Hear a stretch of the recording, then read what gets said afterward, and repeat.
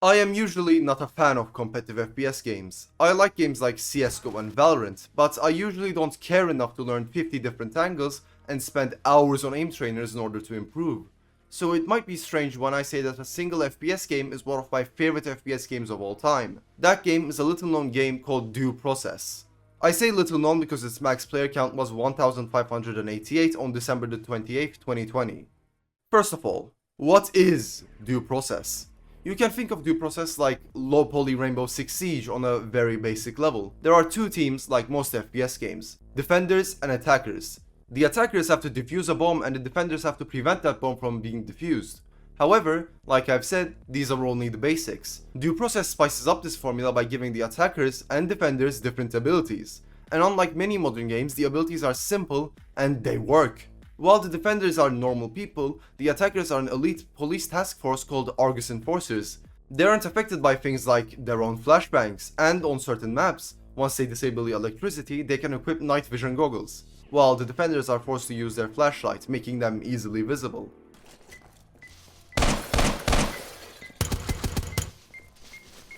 The weapons of the attackers are also more sci-fi, but I still haven't gotten to the main point of the game: conservation.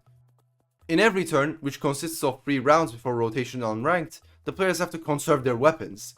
The game doesn't use a money system, and instead every player has to pick and choose each of their weapons from their vehicle or lockers while considering if they will use the weapons next round. So powerful weapons like the sniper rifles and the auto shotgun are better if you use them right at the beginning of a game to ensure an early victory, or right at the end to ensure you win the game, or to clutch, since once you die, that weapon isn't coming back. The reason this doesn't seem like the case in the gameplay you're watching is because the game is dead, and the player count being low changes some things, but if it was a full lobby, if I took something from the armory, it would disappear until we switch sides. I think I should talk about the weaponry. Simply, there is enough variety to make it fun.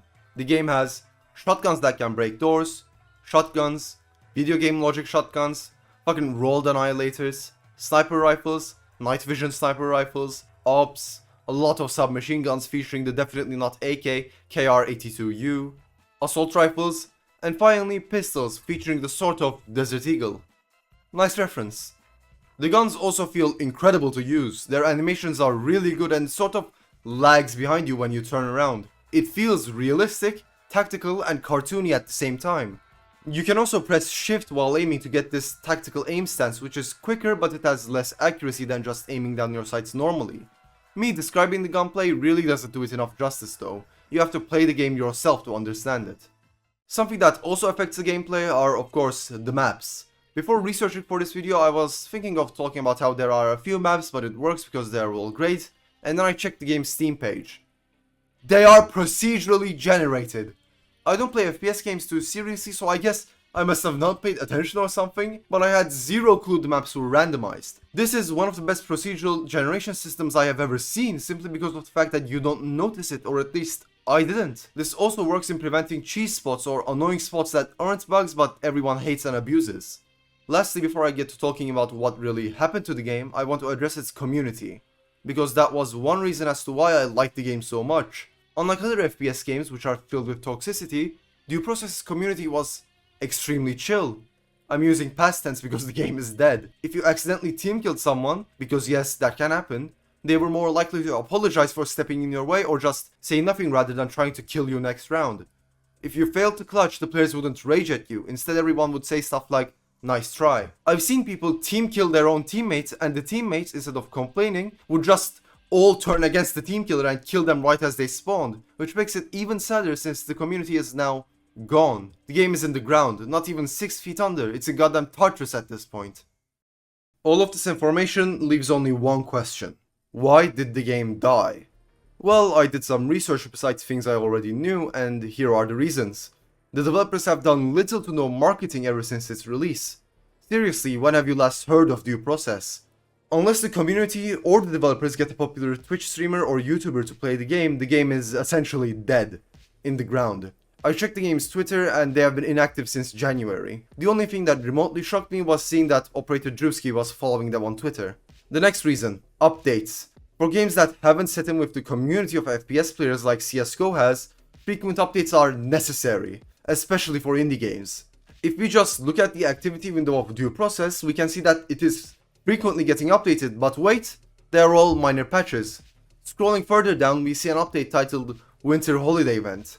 Alright, this could be a major update. This could be good, but nope. It's just an event update that adds nothing new except what is essentially a resource pack. Hello everyone, Dodate from the future here. It turns out this update adds a lobby mode for unranked 5v5. Which is nice, don't get me wrong, but it's still not a major change. If we scroll a bit further down, we can finally get to our first major update titled Spooky Halloween Event, which adds some Halloween cosmetics alongside the 2v2 game mode that is still in the game. So if we do some basic math, it has been little over 7 months since the last major update. And while that might not seem that long, since games like CSGO also haven't had a major update in months, like I've said, CSGO is already set. If it never gets updated again, which it will because of CSGO 2, it won't even come close to dying. However, for small games like Due Process, it is necessary for them to seriously update the game, or if they can't regularly provide major updates to the game, make a list of updates they are planning to do. By making a roadmap and advertising the game, they could easily build up hype. For example, let's say they are planning on adding a new map, some new weapons and major weapon changes, and maybe some mechanical changes along the way. They could slowly update the community on its process like what Project Zomboid does, and it could work. The last reason I am aware of is not something that has happened to me, so I'm not sure about this one, but I've heard players say that when the game first launched it was pretty hard to run, and games like Rainbow Six Siege ran better than this low poly FPS game. This could be false, but I just wanted to add it in here just in case.